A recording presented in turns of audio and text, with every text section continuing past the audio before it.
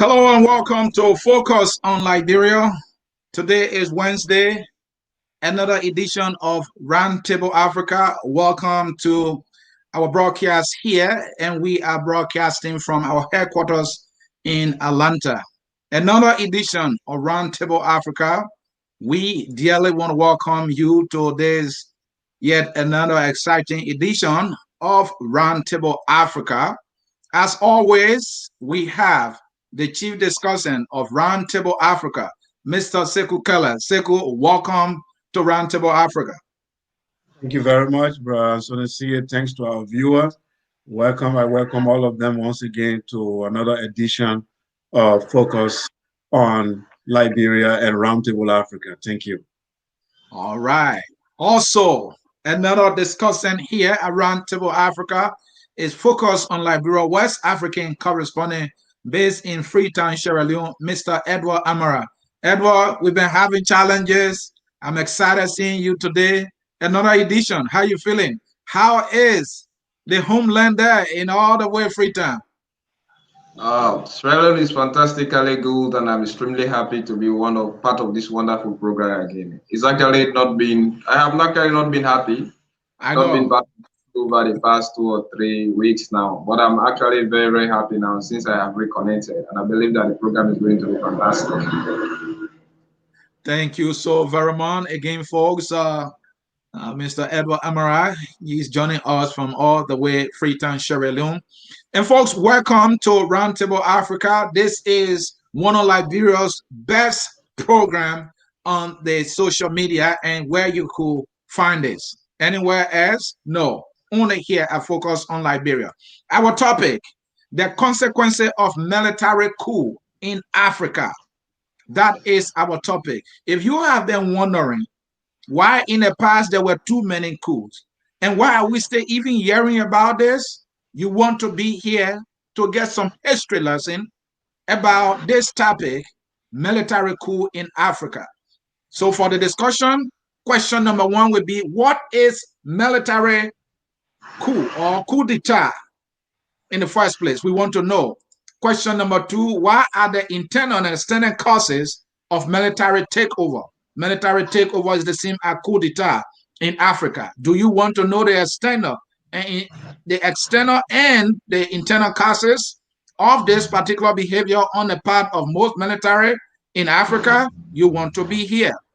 Also, what are the impacts of military takeover on the African continent? We also have another question here. How can African governments prevent military interventions into African politics?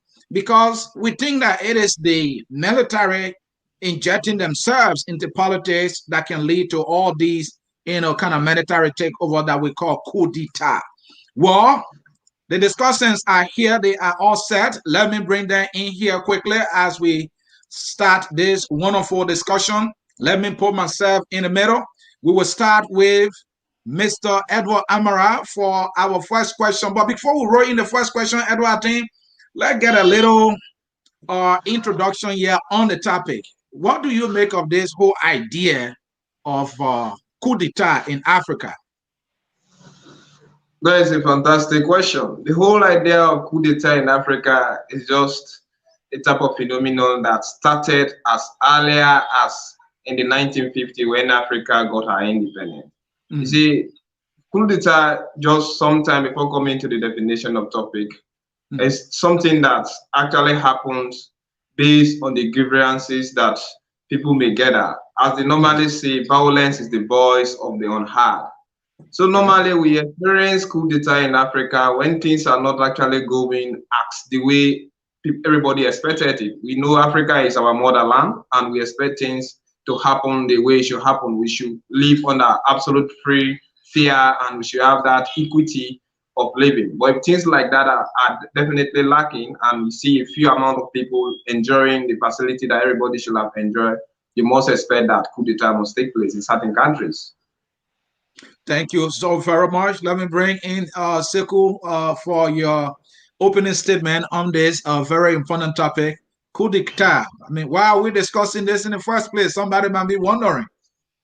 Yeah, it's important we discuss this topic because it's part of our history and our social reality. You know, recently you just hear the president of Chad, President Idris Deby, just died.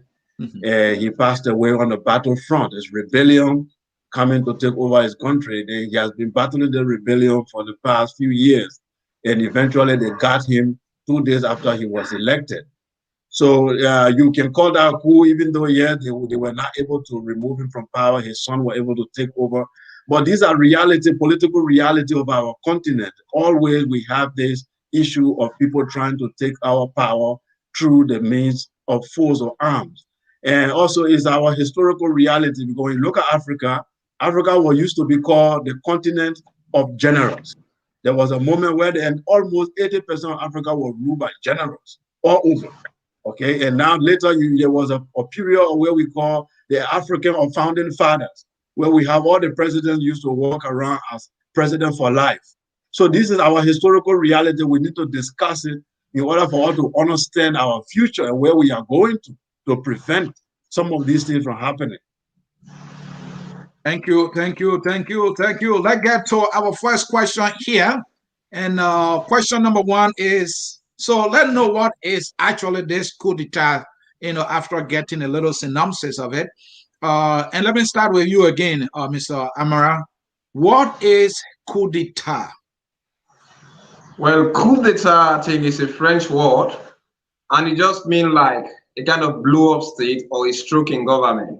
Normally, coup d'etat happens when, as I stated initially, coup d'etat normally take place in Africa when an illegal faction of a government or a faction or just a subset of the military decided to take over power illegally.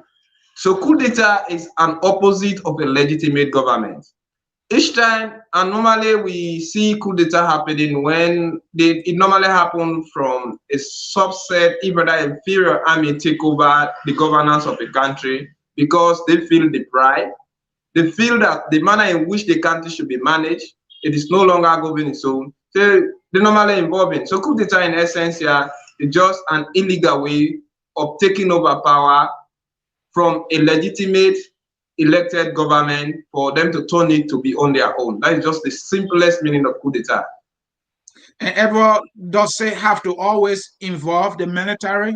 Because historically speaking, some way, somehow, military seems to be involved. Is that always the case based on what you know?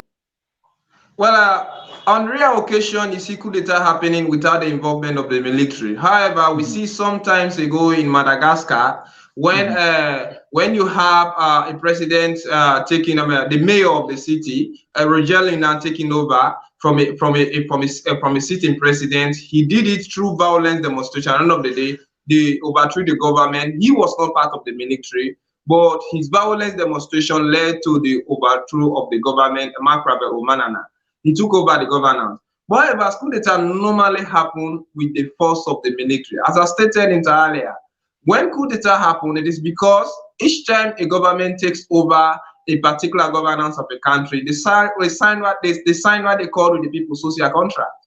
And in the situation that the government in question fails to meet a demands with the population, you see the military coming in. And most of the time, if in a country where the general populace are being deprived from their social amenities, but the military is actually being looked up to and catered for, you hardly see coup d'etat taking place. Like a rare occasion when it happened in Zimbabwe, you may see that you have a dictator in power, but the dictator actually pay attention to the government, to the military at the end of the day. So nobody cares to intervene into the government. So normally coup d'etat happen with the use of the military, but except in a situation where the military feels deprived. So you may see that there is a sentimental, selfish sentiment behind coup d'etat. Because coup d'etat we are only to happen when the general populace are actually complaining about the governance system, and they will come in to reject democracy and sanitize the government system. You may think that coup d'etat actually happen on a free and fair basis. This is a kind of situation that have actually been happening in Africa. But at times when popular demonstrations are definitely happening, like the Arab popular uprising in 2010, you can see that the military actually involved, taking over most of the Arabs on the background of popular demonstration. So normally coup d'etat involve the use of military, and it is only when you have the 3 Gs, you have the God government and our God government and the gun. So when these things are definitely involved, they happen. So for you to actually stay in power, you must use the military. But except when the military bring the pride, they support coup d'etat. Thank you so very much, folks in cyberspace. You are watching Focus on Liberia. This is our program, Roundtable Africa. That is ROTA. We come here every Wednesday to talk issues concerning Africa, and not only Africa, but issue also connected to our dear country, Liberia. I'm Anthony C. moderating. Let me bring in Sekou Kelleh. Sekou, again, we are staying on the question of Codita. What it is in your own definition. Talk to us. What is Kudita? Why do Liberians need to know, or Africans need to know what this actually is? Thank you very much, Anthony. Like my colleague rightly said, coup d'etat simply means, the military seizure of power. But in my definition, I said, I define coup d'etat as undemocratic and unconstitutional ascension to power through the force of arms. So in this definition, there can be democratic coup d'etat. So it's not necessarily military. Like what took place in Ivory Coast between Laurent Gbagbo and Alassane Ouattara. In my philosophy, I define it as a democratic coup d'etat. When institutions are violated to restore somebody to power, it's a coup d'etat. When the laws of the land are being bypassed just to keep somebody in power, it's a coup d'etat. So, like I said, my definition of coup d'etat is undemocratic, unconstitutional means of ascension to power, either through the force of arms or through manipulation. And Sekou, Edward was talking about Madagascar earlier. My memory of Madagascar, when Didi Rashiraka was in power, they went into an election. Clearly, he did not win that election, and he was trying to force his way by changing the results. Mark Ravomanana, the Madagascan, they have a kind of long name. Mark Ravomanana was a businessman who contested against him. Clearly, the majority of the citizens felt that Mark Ravomanana won the election, and so they came in the streets. Didi Rashiraka was in charge of the military. He has even given instruction for the military to act, but the military said they're not going to let that to happen. So it was more like the citizens running over, with the permission of the military, not taking instruction from the president in charge at the time. Is that something you are calling as a democratic coup d'etat? Absolutely not. Maybe they are intertwined, but I have to break it down. Okay. You see, the citizens have the right to rise up against elected officials who are not doing their job, or they are trying to go beyond their mandate. So the people have the right to rise up to ask for the resignation of such leaders. When that happens, the constitutional provision will have to provide a way to put interim leadership and then go back to the polls. But you don't go to the street to put someone in power, then that will constitute a coup d'etat. What you just described in Madagascar also happened in Ivory Coast around the year 2000 between General Gay Robert and Laurent Gbagbo. The election happened. Gay declared himself president. Gbagbo said no, he won. The people went on the street and they got Gay out of power. Then Gbagbo went and sat down. That created a problem for Gbagbo, because that's where the rebellion came, because they could not recognize his presidency. Ouattara also, it followed. You see, one thing led to the other. Ouattara also followed the same means. He came to power through another democratic coup d'etat. So democratic coup d'etat is not when the people rise to ask for the resignation of an elected official, but it's when someone takes office without the proper means, without following the constitutional and the lawful manner, then it becomes a coup d'etat. Because the constitution does not say protest and remove somebody and immediately the head of the protest takes over. That's not what it says. All right, thank you so very much. Let's roll in our second question here quickly, which is, what are the internal and external causes of military takeover or coup d'etat in Africa. And Edward, I'm going to start with you again on this one. What are some of the causes, both internal and external, that are responsible for the coups or coup d'etat that we see all the time? Oh, thank you very much. I think the internal and external causes of coup d'etat in Africa are so numerous, and they started from far back day of independence. As I said initially, each time you have a government coming into power, you sign a social contract with these people, and you take the constitution of power by taking oath either through the Bible or the Holy Quran. In Parliament, before everybody, you take an oath before the Lord Chief Justice, and you believe that you should implement whatsoever thing the Constitution states for you to implement on behalf of a citizen. Unfortunately, because we have power corrupt and drunk leaders in Africa, when they take over power, they tend to forget about all the social contract they happen. So one of the internal causes of coup that could be like established corruption. You and I know that Africa has definitely, most of the African countries have definitely established the institution of corruption into Africa. Where you have people hating corruption, where they choose to love the corrupt. And the politician will create a situation that we have people will be forced to live in this disharmony. So coup d'etat happen in such a way when we have established institutional corrupt institutions into Africa, where the layman will be deprived from the national case, frustration will be boiling at the end of the day, and everybody will be living like relatively under $1 per day. One of the reasons could be corruption. Another reason could be like politicians' failure to live up to their social expectation. We agree that each time the constitution states a term limit of each and every president that come into power. Unfortunately, because of power corrupt drunk leaders in Africa, when they take over power, either through the legitimate means, what they will try to manipulate the constitution, conduct a clearly syndicated and well manipulated referendum to extend themselves into office. They will definitely want to declare themselves for life. And if they declare themselves for life, coup d'etat, we normally see that the best way to overthrow said government is to pass through the military, the military and to state said government. Another one could be like deprivation of the army. We know that the responsibility of the army in the first place is to protect its citizens against internal and foreign aggression. But the army is actually meant to lead any country. But in a situation where you have elected government who enrich themselves and allow the people to live in abject poverty, and they only try, that is why each time you see coup d'etat happening to any country, you hardly experience a kind of coup d'etat where the top military will come to take over, except those inferior army, abandoned one, who are definitely living into abject poverty. Their salary has not been given within a monthly basis. They don't even care how they are living, how they're manipulating. So that is drawn to soldiers, like what happened in Sierra Leone, in other countries, normally take over country.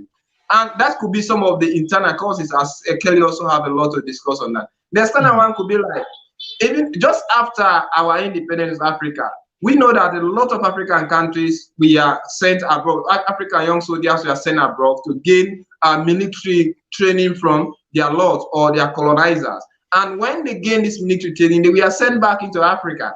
Sending them back into Africa, the happening, the surrounding happening, never encourage the situation for a stabilized African system of government. Coup d'etat first took place in Egypt. We saw something in Togo. And most of these guys who went actually on training ground, they learned that most of their colleagues are actually enjoying, because of the seizure of power, they are living a kind of life that is the kind of wealth home and abroad. So with this type of experiences all, they have realized that coup d'etat was very necessary for it to take place, for those soldiers also to be living on the same par as their other colleagues are living. So, and even the influence of our colonizer against, most of the time, you have independent, like Kwame Nkrumah. He was a kind of independent. All of us know that he was a proponent of Pan-Africanism. You see Thomas Sankara of Burkina Faso. We all know he changed the name from Upper Volta to Burkina Faso. Burkina Faso means the land of the honest people. When you have well-constructed, composed leaders who want to ensure that Africa is developed on the scale of Africa, and Africa should have a kind of change of mentality, the narrative of Africa should be changed. You see the Western world who want to benefit directly from these natural resources of Africa, they will influence the military to take over so that they can have direct access to the natural resources of leaders who sound to be so patriotic to their continent or to their country. When they deprive the colonizer, the influence that happen either internally or externally, but based on the characteristics, the pattern or the attribute of the leaders. Wow, thank you. And Sekou, on this question, talking about the external and internal causes of Kudita in Africa. You are a strong Pan-Africanist. Do you see? Let's talk about the external causes here. Is heavy hands? The Westerners, do they have hands in some of the coup d'etats that we see? And then you can also contribute to the internal factors. Yeah, absolutely. You see, like everywhere else in the world, the Mhm, internal and external causes of coup d'etat are economic, social, mhm, and political. So when you look at the economic causes, whether internal or external, you find out mhm, that any state that try that kind of institutionalized corruption, where the elite, the 1%, begin to enrich themselves at the detriment of the country. You are actually sitting on a time bomb and preparing yourself for coup d'etat. You don't know when, but it's just on the way coming. The political factor, when you have weak institutions, where you have one president who can override the judiciary, he can override the legislative, you mhm. think that is good. But what the person is doing is actually weakening the institution to a point where a certain generals will begin to do the same. And eventually, this will lead to coup d'etat because the institution have to be strong to a point. There are check and balances of power. If you don't do that, if you weaken the institution, so one thing leads to another is like a virus. So immediately you will see someone say, "Oh, then if I'm a military general, I can be able to have my way." So eventually these things happen. So the social causes, of course, we know, like things like tribalism. When you marginalize a significant group of people in the country and they have their kinsmen in the military, they are marginalized. They cannot speak out. They cannot have their way. And they have people in the military, they will say, look, why don't we take over? These things can cause it. So justice is very important in the country. Let everyone feel that they can have justice whenever they need it. These things are very, very, very important. And when you overload them, they can lead to coup d'etat. Now, the external factors, of course, neo-colonialism, Kwame Nkrumah told us that post-colonial Africa should always be ready, that the neo-colonialists will not let Africa go. The independence of Africa was not something that was given to all happily. Because imagine a little country like France controlling 16 countries in West Africa. If you were the president of France, do you think you would let those countries go? You are getting some benefit from them. You will not let them go. So what has been happening has been there's a project called regime change. If you have a president who is too revolutionary, is not playing to the rule of the international community, then there will be regime change. We've seen it in Togo when Silvano Olympio decided to create his own currency and get out of the CFA. He was overthrown. And guess where he was killed? At the American embassy. That will shock you. Okay, Wow. oh, we can list them on and on. Kwame Nkrumah, the archives document now prove the CIA were the one that removed him. Those other people, Kotoko and Honor, were just used. There have been, according to statistics, since beginning from 1960 until 2001, there have been almost 80 successful coups in Africa. And there have been 108 failed coups. And 60% of all these coups were planned and financed in the West. So there you have it. Wow. Sekou, wow, you really lay it down there. But let's drive down into it a little more. Let's speak to Liberia specifically. When you were talking about the external factors, from the days of neo-colonialism, when the Westerners still wanted to have that influence on Africa because they were getting a lot of resources out of Africa. And so they wanted a kind of president who would be more like a puppet. And for each time they didn't have one, well, regime change had to come into play, right? Or they have to sponsor another political actors or some political actors in the country to remove that person who is not dancing to their tune. So all that can be classified as the external factors. I don't know how true is this, but we continue to hear that the wife of Tobo telling her story that on the day President Tobo was assassinated, she said she saw a white man. I don't know whether the historians have been able to substantiate that, but what it speaks to is that apparently Westerners had their hand in the death of Talbot. And also, when it comes to Doe, we noticed at some point Doe was saying he was paying America's debt. He started going to countries like Romania, countries, in terms of diplomacy, are odds with the U.S. He has started enjoying the blessing of the United States, and then he started going the other route and all that. And in no time, boom, we had a civil war. So in Liberia, can we say that there have been external factors as well in the assassination of Tobo and also the war that led to the death of President Doe? Can we say that? Absolutely, absolutely. You see, there are people who, whenever you mention these external factors, they think that we are playing blame game. Mm-hmm. But they fail to realize that the independence of Africa was not really, it was given with a cultural, economic, military yoke. And those yoke have not been removed. Let's go to Tobo. From Tubman to Tobo, Liberia was experiencing what I would call the Renaissance age. Because those leaders, starting from Tubman to Tobo, they realized that this certain radical change needed to take place. Because they saw that the iron ore, they saw how China used our iron and developed from the 1970s. They saw the development that took place there. And then now they said, look, we have to open door policy. A lot of things started coming in. They wanted to bring some revolutionary change. Talbot is the first president who said we need even a national language. He was talking about Kelleh.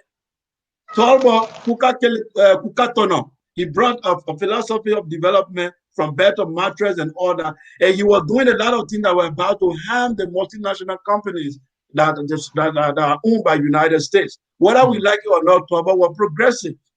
So these moves that he was making, certain external forces were not happy. So definitely, I have not laid my hand on any documents or archives to prove some of these things, but I'm absolutely certain that the overthrow of Talbot was something that has some hidden hands behind it. Even President Doe, nobody can tell me that Doe was not given out or sold out by the external forces. These things are realistic. We have to know that, because when these external powers are not happy, very easy you will be gone. I just tell you about Idris Deby. He was shot on the front line. This is a man who has been protected for 30 years by France. President Doe was a military. He was a soldier. You think a soldier will allow himself to be captured like that if there was no something planned to make him to be captured by the enemies? Of course, they will have to, because our leader, they trust this international community. So when they tell them come to this meeting or come and do this, they always have the belief that these people are playing by the rule. But these people are not playing by the rule. They have permanent interests. They don't have permanent friends. But Sekou, let me push back on your final point there and be quick. I mean, even great generals in the past, historically speaking, were captured, right? So I don't think it was necessarily that they were captured. But if a president will be captured, if a president will be captured, of course we know, for example, how Bagbo was captured. They went to the palace. He fought. All his men were around him. But the circumstances surrounding Talbot and Doe, you can see that there's a lot of questions that have not been answered. What I would agree with more, I'm not cutting you off. What I would agree with more, his hands were tied diplomatically. He couldn't get out of the country, right? Because it was at a point that he didn't even have an ally. My understanding, according to some people, he was being extended a hand to leave the country, but he felt that was like a trap to get him out of power. He wanted to stay in power. So the Westerners, because he didn't trust anybody at a certain point, right? But be it as it may, there was some form of external factors involved, and I agree with you there. But let me come to Mr. Edward Amara. Stay on Liberia. You were there. You saw Charles Taylor. Economic embargo was on Charles Taylor. The country was under sanction. Taylor himself was sanctioned. Some of his officials were sanctioned. And we saw the war The World War I, World War II, the Lair War, we know that the United States sponsored that. I can say that while I sit here comfortably. So the external factors are always there. And tell to me a little more about the external factors that led to Taylor being out of power and subsequently into jail today. Thank you very much. I think that definitely tell you that we need to reconstruct the headlines and change our narrative. There is nothing actually wrong with Africa that cannot be fixed with the right things that are in Africa. We may have been slow in Africa, but that doesn't mean that we are weak or cowards. Africans may have acted weakly in the past, but that doesn't mean that they are absolutely indecisive. Having said that, look at the narrative behind Charles Taylor's coming into Africa. We all knew how Charles Taylor manipulated himself into Africa, into Liberia per se, and how he influenced the negativities that happened into the sub-region, especially sub-Saharan Africa. I'm talking about Sierra Leone, Liberia, Guinea, and the Ivory Coast. And Liberia, Charles Taylor was one in prison in America, and they released him on the purpose to come definitely in America. That tells you that there are certain internal factors. These guys, especially the white, they can mentally colonize our African leaders and try to change them into puppets. In the situation that they do not agree to their patterns, they will definitely use them. Africa is definitely run on a donor-driven economy. We are politically independent, but economically we are not independent. And we cannot successfully handle our political affairs if we can't afford to provide the domestic needs of the government. Having said that, Charles Taylor, all we know, he was a destroyer, a dictator, and whatsoever thing. But I think he decided to do something that America thought that this is the wrong candidate that we are actually choosing to go into America. We have read a lot about Charles Taylor, and we knew that he may have invaded Liberia illegally and took over power, but he had the backing of the American government, because America is a sophisticated government. We are in, they had everything to track down Charles Taylor if they had been willing to do so. Unfortunately, hold on, Edward. If you say he had the backing of the American government, why are you talking? Are you talking about when he was free from prison? At what point did he have the backing of the U.S. government? Absolutely. When he was free in prison, we have America as a West. You cannot just escape in America and prison without having a kind of standardized hand bagging your escape. You cannot. Okay. America is a sophisticated government where you can commit crime today and the next day you are arrested. So you must understand that all the coup d'etat that normally take place into Africa, they have external backing. They may have internal or remote causes. We have people who are actually on pattern. They don't even know how to carry on those things. But when you have a well-constructed government like what is happening today in France, how do you think Abubakar Keita was arrested by the military and those things we are being influenced? The military actually involved into the government, but he had some amount of France backing. When President Macron withdrew from him, we saw what happened with him. Look at what happened in Ivory Coast. When Blaise Compaoré was in power over 29 years, when he lost his loyalty with France, we saw another thing happening. You see, even in Zimbabwe, when Robert Mugabe was overthrown in August 2017, something actually happened. We all knew that Zimbabwe was suffering from great economic and political sanctions. And it is because of the sanction that was being placed on him by both America and Great Britain, people people fed up with the entire system. They decided to overthrow him. So there is no coup d'etat that normally take place into Africa without having external influence. The one that normally happens without external influence, we will see disgruntled people going on the street. They will try to demonstrate. Even the popular Arab uprising in 2010, that up to now we are seeing Syria suffering from it, that is actually in Europe. We all understand that all happened because of America and Great Britain liberal democracy. So there is no coup d'etat that take place in Africa without having absolute connection with the Western world. Thank you so very much, Edward Amara. Sekou, let me come back to you. This is the meat of the discussion. You know, we look at the internal factors and corruption, you know, leaders not staying to the social contract. And also we look at the political aspect of it, you know, people not building institutions and governing on the basis of tribalism, for example, in the case of Liberia, which has been, you know, one of the, you know, accusation against most leaders for the matter. I mean, we can talk about the Congo elite who completely kind of ostracized politically. They are not, the indigenous segment of the population, that helped to bring chaos. Then we cover suppression, economic suppression. Few people, practicing this elitism, where some people feel better than others. They have everything and others have nothing else. Though they control power intended for the benefit of the majority, they will not do it. These are all the external factors. But let's drill on the internal factors, and this time we're going to broaden it. Let's talk about how Westerners will sponsor a leader in Africa. For example, Egypt come to mind. The U.S. have been, supported Mubarak for a while, about 40 years plus, giving him millions and millions. But it came a time they were like, no, we can't support you anymore. And so they were on the protest, and he's out today. And that can be said about many countries around the world. So speak to us how Westerners kind of have a hand in the stability and sometimes the instability of Africa. Muammar Gaddafi comes to mind. Even his own son, Obama, would not, save him, even though he wrote a letter appealing to him.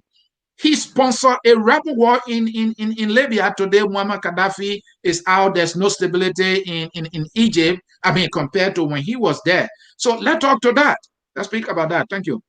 Yes. So thank you very much. Africa has been at war since the 1960s, but Africans are not seeing it because they are not seeing physical army on the street. So they think everything is well. All is not well. We are at war, intellectual war, cultural war, political war. We are at war with the West. Whether it's a Cold War, our intellectuals are yet to define it, but we are at war. Now, you see, the foundation of every country is economic and military sovereignty. If you don't have economic and military sovereignty, you are just a group of people living in a geographical area, but it's not a country. So that's the problem with African nations. The leaders that we have, they receive direct phone call from Paris, Washington, D.C., and they are told what to do. And when they fail to do these things, believe me, they can see a rebellion tomorrow morning at their border. They can, then the adversarial politics we have, it will be exploited. They will take some disgruntled political leader and turn them into a rebel leader. And these are things we've been seeing around Africa all the time. They've been repeating over and over, and nobody seems to learn from the past. And it continues to this day. So when you see African politics, you see some opposition getting angry, leaving the country. Right now in Liberia, just look at what is happening. You have Mele Henry Costa going to America, trying to threaten the sitting government. I've been to Pentagon. I'm having meetings. Some people are clapping. They think it's nice. It's good to see.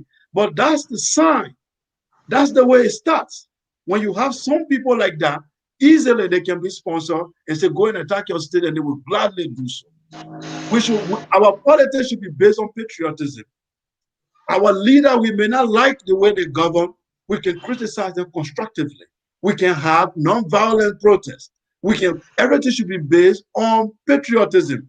But we do not become disgruntled to a point and say, if I can't have it, then nobody will have it.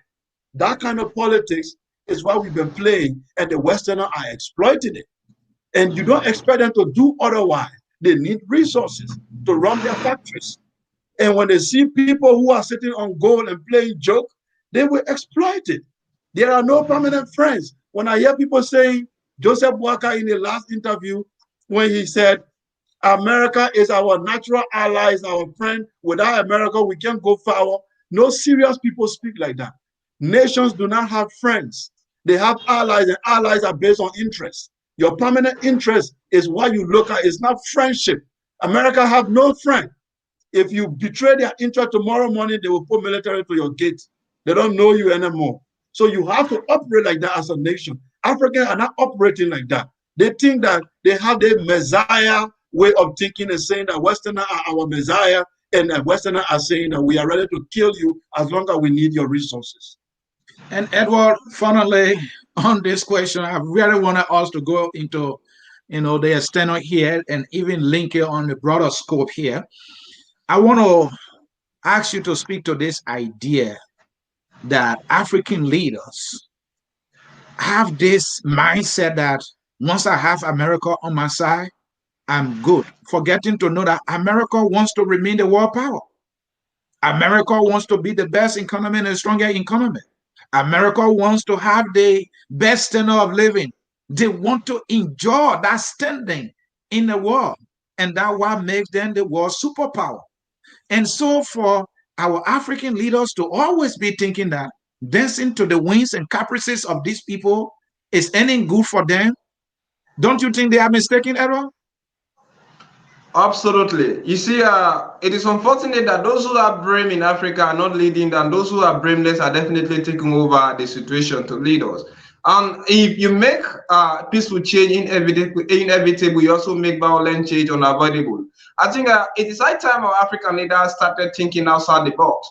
We all know, as you rightly mentioned about Egypt, you saw Hosni Mubarak, a long-time ally with America, was definitely ousted because he fell prey to the American mentality. And we saw another person coming. We all know that when this man, Afat Musisi, took over power, he actually, from the Muslim brother, he won the election free and fair. But being that America realized that he's not definitely going to dance to their interest, they supported Afat Sisi, and he's now there. He's definitely constructed himself into African leader for life. We're also seeing the like of Iran, where you have Ayatollah Ali Khamenei. He is the supreme leader of Sudan, of Iran, but you are still having President Irani, who is actually the leader, the president of Iran, but nobody knows him because he's a very belligerent or aggressive to the American mentality. We are seeing UAE having absolute support for America because she's buying whatsoever in America is selling to them in terms of ammunition, and they have given them free and fair access to their oil. You're also seeing what Hassan bin Hassan is doing in Saudi Arabia because they definitely have the American loyalty. And tomorrow, if they withdraw from them, definitely America is going to come across. I think the Southern Africans started to line outside the box. Our African leaders have created a mentality that as long as they are with America, definitely they can do anything, and they will force us to what? To be living in the wealth of poverty, yet to try to, in the wealth of natural resources, yet to wallow in the wilderness of poverty. It is very unfortunate. I think it is high time African leaders try to reconstruct the mentality that Americans are definitely not friends. The Western world are definitely not friends. They only come into Africa with if the purpose is an agenda. And any leader who is definitely not willing to serve their agenda, they are definitely out of the box. We have seen many leaders who came with the loyalty of Great Britain, America, and France. The day they decided to sway away from them, they will definitely be kicked out of power. So the only thing that our African leaders can do from this point is to learn from the mistake of others and definitely try to address the African issue the African way. As he rightly stated, a well sentimental Liberia may definitely support Henry Costa's belligerent mentality, but he's definitely America, not trying to, because you cannot bring a peaceful change through violence. So all of these impacts are very negative, absolutely negative. And the best way an intelligent person to do is not to actually think that you know everything that you know, but you try to question what you think you know and to see what is right and what is not right. But unfortunately, we are not behaving intelligently. Thank you, Edward Amara. There you have him there in Freetown, Sierra Leone. He is focused on Liberia, West African correspondent. He is a discussion here at the Roundtable Africa here at Focus on Liberia. Also, all the way in Canada is Mr. Sekou Kelleh, and I am Anthony C. here in the United States. The program you are watching is Roundtable Africa, which comes on every Wednesday here at Focus on Liberia, where we educate, we elevate, and promote all things Liberia. Roundtable Africa is more like a pan-Africanist kind of discussion here at Focus on Liberia. This is what I want to say to you before we take our break, and when we come back, we will be taking your calls. How long has Liberia been this so-called stepchild to America? How long? How long? Do you believe in anything like that? If America is this godfather, politically speaking, of any kind of way, why do we have all these barrels? I'm not telling you America should come and pave it all for you, but they are giving billions to Israel. How much is America giving to Liberia? If you compare what America is giving to Israel and Liberia is 0. Even if you compare what America is giving to Egypt to Liberia, you will say they are giving 0. The reason I'm bringing this point on is not to tell you that, oh, America should come and build Liberia. It's this idea that when you have connection with the West, all will be well for you. It has never been well for Liberia. It will not be well for any African country for that matter if we don't take matters into our own hands. But again, the discussants are here. They are well-rounded. They are smart. They know the issues about Africa. We will take a short break. When we come back, these are the questions we will be looking at.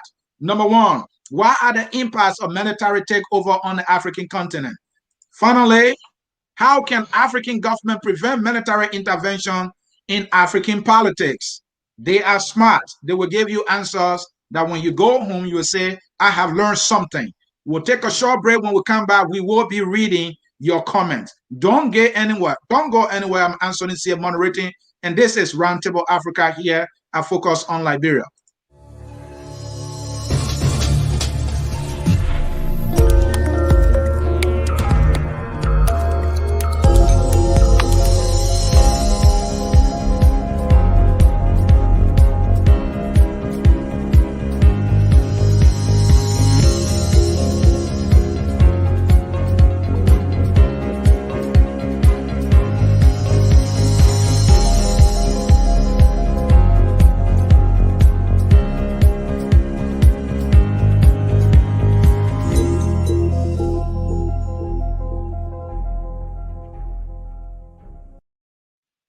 All right, folks, thank you so very much. Let me bring my very smart guys back here.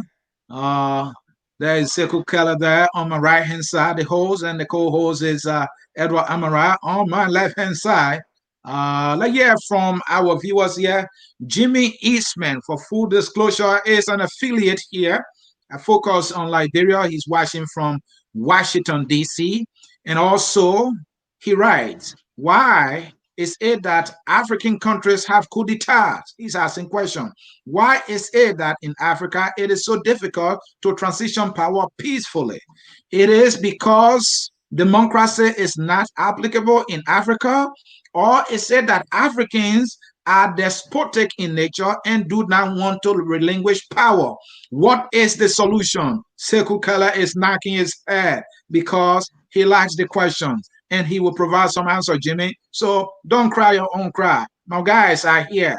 Jimmy Eastman, collectively as African, we need to speak against these bad politics in Africa. That is from Moses Sekou.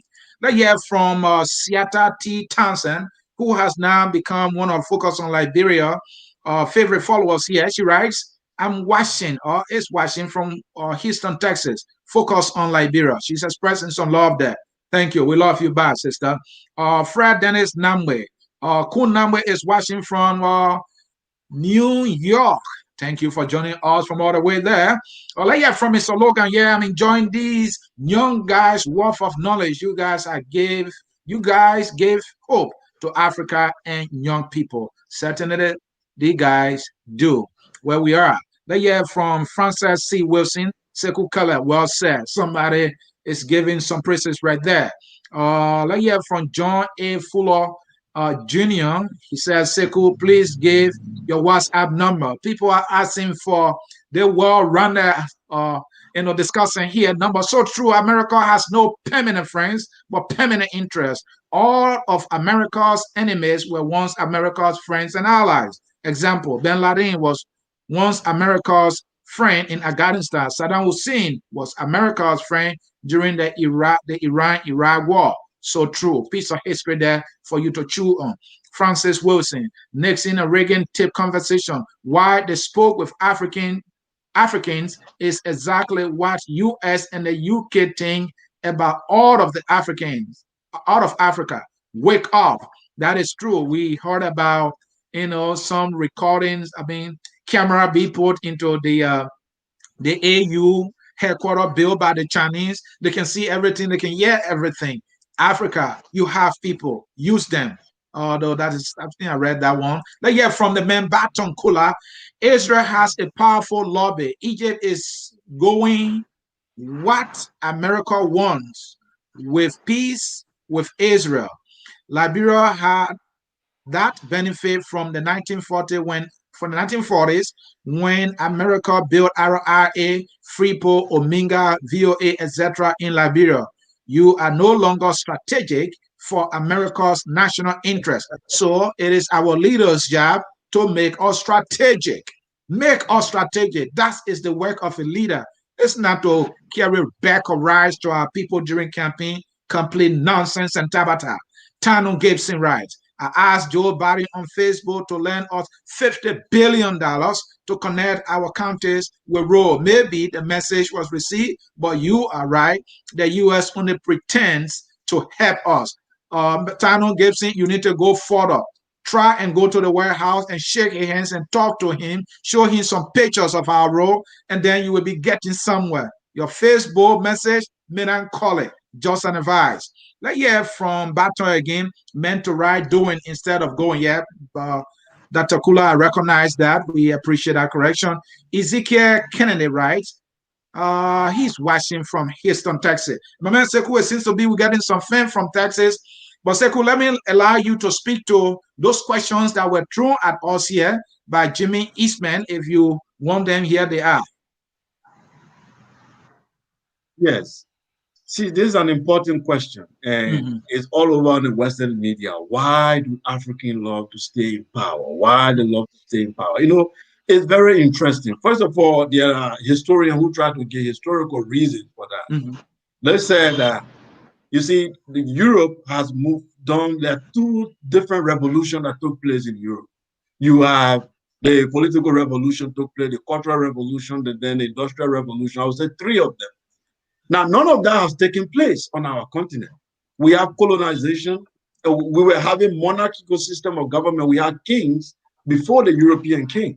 So when they came the left, they just gave us these a democracy, and that was it. The people have not risen up actually to overthrow the elite or the ruling class. That has not happened in Africa.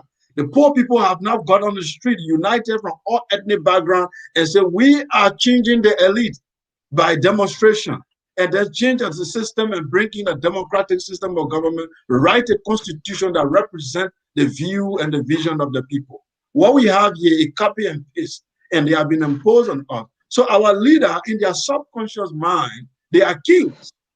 Even a minister in Africa thinks he's a king. So let even leave the president. A minister in Africa, when he's driving, in his subconscious mind, he's a king. He does not understand that in a democratic system of government, you are a servant of the people. The employee are the people. You are the people are the employee. You are just a servant. You are just being employed. But they don't see it that way. So that consciousness is not even there in the culture. That's the fact. Then we go to the institutions. We have weak institutions. The institutions that we have are not strong. They are just out on paper. You have military, you have the executive. No, a African president is a king. He can call the president of the Senate. He can call anybody in the judiciary to overturn anything that will happen. You can't do that in the United States. Joe Biden was praying 2 days ago that George Floyd should win the case. An African president will not pray. He will just call. He will just pick a call and say, I want you to find this person guilty. That's the difference. That's the difference. Everything that Trump did you see Joe Biden putting him in jail? He can't do that. He's not the justice system. So our institutions are weak, so our leader can manipulate them. And also our social institution, we have now done the revolution that is required to change the consciousness of our people. Edward, this is the component of the questions Jimmy asked that Sekou answer I want you to speak to. We can blame the leaders all we want, right? What's about us, the people? In the US, in my home state of Minnesota, one of the reasons I believe fundamentally that Black people got justice for George Floyd is because the people were in the street despite this pandemic being around. They were protesting. They protested for days. They showed to the leaders that this is wrong, that this police officer is wrong. But in Africa, it's the opposite. By the time we see the police coming, everybody go home. It's because they don't have food to eat. Why can't they be hungry for days so that they can be hungry for years? Speak to that 1 minute so we can go to our final questions. Oh, thank you very much. I think we should understand the basic factors in Africa that influence our unpatriotic act. In Africa, we are united by color, divided by religion and ethnicity. And unfortunately, when you watch at the US or UK or wheresoever, they are united by color, even by religion and the language that they're speaking. And it happens in Africa that each and every leader that come to power came from a particular ethnic background. And they normally tend to be very nepotist and also ethnicists in nature. Nepotists, they favor their families. In ethnicity, they try to favor their tribesmen to appoint them into power. So there is no united voice in Africa. We are divided mentally. And even the protectorate and the bourgeoisie mentality have also helped to create a strong background. Remember, we sometimes we say like father, like son. Most of those who inherited our power just after colonialism, we are once puppet of the Western world. So they still have that bourgeoisie and protectorate mentality where they will allow the layman to suffer. And because they taught them exploitation when they were serving as servant. And when they were leaving, they were not happy to relinquish power to African leaders. They relinquished it reluctantly, but they also taught them the mentality of exploiting Africa. That was why they still follow the colonial mentality. That is why I said it once on this program. Till we try to wave away those generational blunders. And most of those who are actually being born into Africa today are definitely not following the principle of Africa. You may see Liberia, Liberia started to experience things that are actually negative about Liberia when typical Liberians started becoming president. But those who were actually puppets of America, when they became president, Liberia had a healthy relationship with America, her overlord. But when typical Liberians started coming into power, who wanted to benefit Liberia, they decided to go against them. So see that protectorate and bourgeoisie mentality is being changed, and we stop behaving like father, like son. We can definitely change. Thank you so very much, gentlemen. Because of time here, our last two questions will be the one you will close with. So as you answer the question, then you give your parting statement. And Edward, let me have you go first on this one. What are the impacts of military takeover on the African continent? You have 2 minutes, and that will be for your closing. Go for it. Thank you very much. Then the team positive also has a negative thing. We know that any type of military takeover in Africa is an democratic means of taking over power. It is an assault on democracy. It sets a very bad precedent, and it is going to result into a lot of coup d'etat happening in Africa. For far too long, it happened. Over 100 coup d'etat have taken place into Africa. We saw what happened in Zimbabwe. It influenced the one in Sudan. It influenced another one in Mali when Abubakar Keita was kicked out of power by the same military guy. And now we have seen another civilized one taking place in where in Chad yesterday, in Chad, when President Idris Deby was killed on a battlefield in N'Djamena. That is why they are saying, but indirectly it's a coup d'etat because it's an assault on democracy. It's someone to take over power without going through the legal means. So the impact now is very negative because it has established a negative precedent. But we can also learn from it.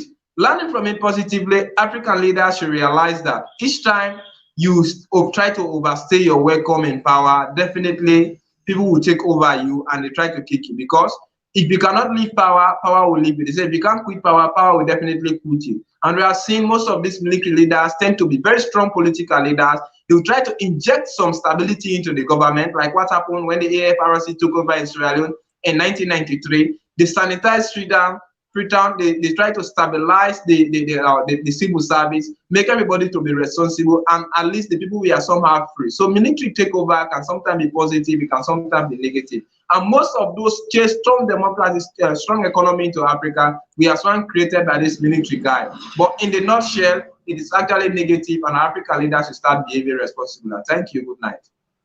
Thank you. Edward Amara is our West African correspondent based in Freetown, Sierra Leone, and he is a discussant here at Roundtable Africa. Sekou, final question for you to close with. How can African governments prevent military intervention into African politics? Yes, thank you very much. Um, According to Thomas Sankara, I said a soldier who has no political and ideological training is a potential criminal in uniform. Any soldier who has no political and ideological training is a potential criminal in uniform. You want to prevent coup d'etat? I said social justice, economic justice, and strong institution. Social justice, economic justice, strong institutions. You need the justice system to be strong enough so that everyone in the country have justice. It's even important for the psychology of the people. If I'm living in a country and I believe I cannot have justice, I'm willing to blow that country up. I will secede from that country. Psychologically, I've already seceded. So you need to make sure, in fact, there is no civilization without justice. If you build a country and you play with the justice system of that country, you are directly sending the country to hell. That is the primary foundation, justice. Economic justice. Don't make 1% rich and then there's 80%, 90% are poor and they are suffering. They can't even afford bread. And there are people passing around in SUV from public funds. When you do that, you are preparing the nation for coup d'etat, because a little soldier with a gun who has no ideological and he has no political training, it will definitely march on you guys one day and blow you up and take over, because everybody wants to live good. See, the justice system is very important. Social justice, the educational system, the tribal tension, all these things in the country, they need to be taken care of. The lifeblood of every nation, every civilization is peace and stability. If you do not work on peace and stability, you can't do anything. In fact, according to psychologists, it's impossible for any nation to produce inventors, to produce philosophers, to produce scientists, if they don't even have peace and stability. All these countries that you see producing inventors around the world, it's not because they have two brains or they have some connection with God. Find out their country have peace and stability. There's good food. They go to school well. They produce scientists. They produce inventors. You can't have a country where people can't even afford a bag of rice, then you want to produce scientists and inventors. No, their brain is only showing survival. Their brain is in survival mood. They are looking for bread. People living in survival mood cannot be inventors. So you want to prevent coup d'etat? I say economic justice, social justice, and strong institutions. Once that is done, you will gladly prevent military takeover of any nation, and people will live in peace and people will live in harmony. Thank you, Sekou. That was Sekou Kelleh, the chief discussant of Roundtable Africa. Earlier, you heard from Edward Amara, West African correspondent of Focus on Liberia. Folks, I believe we have done justice to the topic that we brought you today. Look around. You will never find a platform that will bring you education, analytical information, giving it to you like breeze, other than Focus on Liberia, especially here at Roundtable Africa, where we bring the Pan-African perspective about the issues not only engulfing Liberia, but also our home continent, Africa. I am Anthony Sier, I moderated. Thank you for watching. We will catch you next Wednesday with another exciting topic here at Roundtable Africa. Because here at Focus on Liberia, we educate, we elevate, and promote all things Liberia. Thank you and bye-bye. We'll see you soon.